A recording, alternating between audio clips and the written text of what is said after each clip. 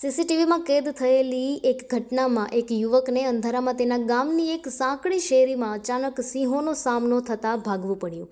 આ ઘટના અમરેલી જિલ્લાના જાફરાબાદ નજીકના કડિયાલી ગામની છે। કડિયાલી ગામમાં આજકાલ જંગલી સિંહોની નિયમિત હાજરી જોવા મળી રહી છે। આ ઘટના સીસીટીવી અને મોબાઈલ વિડીયો ફૂટેજમાં પણ જોઈ શકાય છે।